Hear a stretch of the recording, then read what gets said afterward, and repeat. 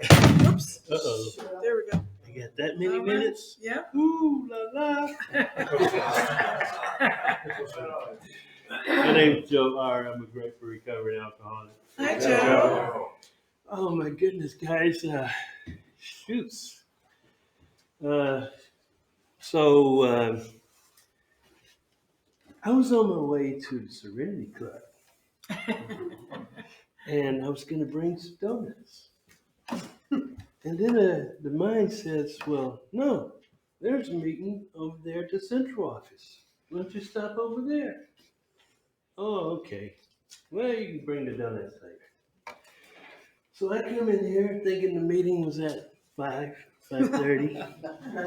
So I asked Tom, Mike, what time the meeting starts? He says at 6. Oh, okay, no problem. So here I am. So I asked the lady, Cindy, I says, who's the speaker tonight? She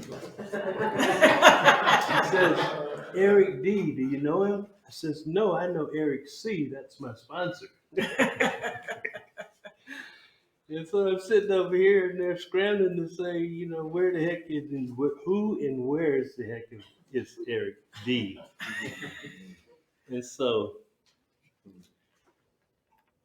Lara, sorry, I'm scared to death. So Lara says, well, Joe might have to do this thing. Well, this is my birthday month, guys, and one of the reasons I decided to come here, I says, wow, okay, there'll be a speaker here, and I can kind of get into how he's doing it. So my home group is OPP, and then I'll be speaking at 1 hour. 1 hour my Tuesday meeting. And reality check. Guys, my brain is just, I'm not here. So anyway, I said, yeah, I'll get to see how this guy is doing it. Because I go to a lot of not many speaker meetings, but some of those speakers are really good, you know what I mean? I mean, like you follow that from A to Z, and it's like, wow, what a story. And I don't usually give a story, so here we go. Well, I'm from Louisiana, and I wind up. My dad was an alcoholic, and so my mom kicked him to the curb for whatever reason, and I wound up going to Beaumont with her best friend, which is my aunt, my dad's sister. So I grew up in the church. So about 9 years old, I went back to Louisiana with my mom, and I'm the baby, and so my nearest sibling is 8 years my senior, 10, 11, and 13 years my senior. So I pretty much grew up alone. And but in church all of these years, I come to guys that were pimps and hustlers, and my sister was the biggest pimp of them all. So I don't know anything about this kind of lifestyle. I've been in church. But anyway, so I get out there and, meet my friends in the neighborhood. And, oh, you Frank Reed's brother, huh? Boom, hit me in the chest so hard about to stop my. We didn't know that you could hit somebody in the chest so hard that you'd stop their heart from beating. But that was the thing in that day. And so I had to fight a lot, and I hated it. But when I come up to my teens, I outgrew everybody. I shot up. And so went to LA for a year and shot up a whole foot and a half. And I come back ready to kick some ass. And that's what I did. I didn't start any fights, but I won them all. But anyway, here come the weed. My sister's guy friend, whatever he was to her, he started showing me how to smoke weed. So I come back to Louisiana, I got weed, I'm cool. Everybody likes me now. So anyway, my mom had businesses. She had what we called a canteen, whereas the high schoolers from Boston and high schoolers from Washington would come to our place on Sundays and have, oh man, we had the latest music. We had jukebox, we had hot dogs, hamburgers, French fries, ice cream, snow cones, you name it.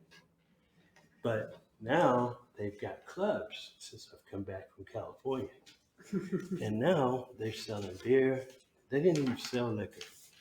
And so I'd go. We had a playground right across the street from the El Dorado. That's the name of the club. So I'd steal beer, quarts. I'm going to take out the garbage can, steal a couple quarts, run across the street.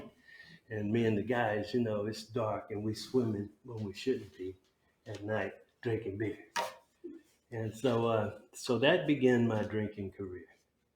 But at that time, everything was real cheap. So, if we had a nickel, we could buy 2 cigarettes for a nickel. Or I think maybe a pack of cigarettes was 30 cents or something like that. And so then we started drinking Thunderbird. So then the Thunderbird, we ain't got no money, but we gonna beg and somebody's gonna go buy it for us, because of the drunks in the neighborhoods. But anyway, so that's where my drinking career started, and sometimes I would overdo it, and I'd get drunk, and I was always on the playground, so I'm always 3 or 4 blocks away from the house. Now y'all got to bring me home, or I got to bring them home. It's a bunch of us. So we get mad and fight and go get a half a gallon of Thunderbird and forget about it. And I didn't like getting drunk at that point. I didn't like the not being able to make it home. I didn't like all of the spinning of the bed and all of the throwing up and stuff like that. So as a young man, I started, when I left school and I went to Houston and started my career as a carpenter. Well, at that time I could buy, quality liquor. And although I didn't understand then what a terrible drunk I was, because I'd get to drinking, man, I want to fight my woman right in front of my parents. It was some cruel, cold shit. And so it took me a while to see that you don't do that, period. So I finally stopped that bullshit. But anyway, I didn't realize how alcohol was taking me down, because I started partying on Wednesday, women's night, and clubs in Houston closed at 2. So, you're going to get your 151 and Coke on the way home. Now, you already can't see. But, I got one eye open and one eye closed, and I make it home. So I thought I was doing all right because I wasn't getting any DUIs. I wasn't having any accidents. I wasn't getting any trouble. So I thought drinking was okay. And I did it. And I enjoyed it. But anyway, one of those days it was October of '84. And I took my first hit of my drug of choice. And I got hooked my very first hit. And so I went to this Never Again program. And I just couldn't get with the principle of being powerless and unmanageable and all that crap y'all telling me about. Like, what the hell? Who do you think is managing this life? So anyway, it just so happens I was working a building downtown Houston, and I had to go to my first meeting, I was in hospital treatment. And the guy that I was working with downtown, because I was a carpenter, and he's in the meeting. His name was Norris Hanks. So he became my first NA sponsor. And he told me, he says, man, you're going to have to stop drinking, man. I ain't going to stop drinking. Is you crazy? Man, you got to stop drinking, man. And he had the stupidest laugh. I can still hear that man laughing at me today. And he says, man, you're going to get loaded, man. You're going to get loaded. You got to go to meetings. I'm going to be your sponsor. I'm going to take you through the steps. And I'm going to teach you how the program works. And I'm like, dude, I got to go to meetings how many times a week? What time? I said, man, the Rockets coming on at 5. Man, how in the hell? Man, no. I got to watch the Rockets, bro. I can't be going to no meetings at that time. the Astros or something. But anyway, so it took me 6 years of trying to convince myself to my innermost self that I was alcoholic. Because I couldn't believe what you're telling me. I don't know anything. This God I've been serving, he's going to help me through this. Well, I tried. Like the big book says, try some controlled drinking. Well, I did the best I could for 6 years. And I just couldn't. I just couldn't make it. I just know I can drink this without buying some dope. I know I can. Well, 6 years. So after 6 years, my wife says, don't ask for sex, don't ask for money, and don't ask me to cook. What the fuck? There's nothing left. So I wound up moving to Chicago, and after slipping and sliding for 2 years, uh, then I finally come into AA, and I had to admit to my innermost self that I was alcoholic, and I was still struggling with that the first couple of years. Finally, November 21st, 1990, I decided to roll up my mental, emotional, and physical sleeves and get in this big book so they could so that it would get into me. And it did. Uh, so for the first 5 years, I was in Gary in Chicago area, and I did really good. And but I married, and the marriage, and I went into business at the same time. And that pressure, I tell you guys, you got to do a thorough fourth step. If your fourth step is not thorough, trust me, there'll be a day when you have no defense.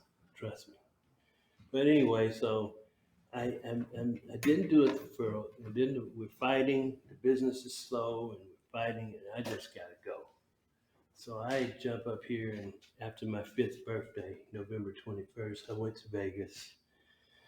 Now I'm shacking with a woman that I no meetings, no sponsorship. And one day I'm afraid that I'm going to get laid off. I'm on the Orleans, and so pretty soon I go to the barbershop. I mean, to the bar with these guys every day. And like you say, if you keep going to the barbershop, you're going to get a haircut. No meeting, no sponsorship, no practicing of the principles. And of course, I guess I went to work for Ford Motor Company because I came up with this bright idea. The more bud, the more wiser. Give me one. So there went 10 months, 8 days in Vegas. There went 6 years worth of sobriety down the drain. It took me it took me 4 years to get back here. Now, mind you, I was going to meetings every day that I could. But let me tell you, once you turn your back on that power greater than yourself, there's no guarantee you can practice these principles at all. At all. Period. Enough said. And so I just got my ass thoroughly kicked until January 13, 01. I just had enough. So I went back to West Care Detox in Vegas and started my career into this sobriety lifestyle again. And so far, by God's grace, I came here with 94 days sober. I did a thorough 4-step prior to leaving Vegas. And my sponsor says, well, why are you going to Seattle? I says, why not Seattle? I'm getting the hell out of here. So I took my 90 days and I got here in the 94th day and I have not looked back. And on the 14th, it will be 23 consecutive years. Good on. So with that, I'm grateful for my recovery. I'm grateful that I met you guys when I first came here. I was a member of the Renton group. And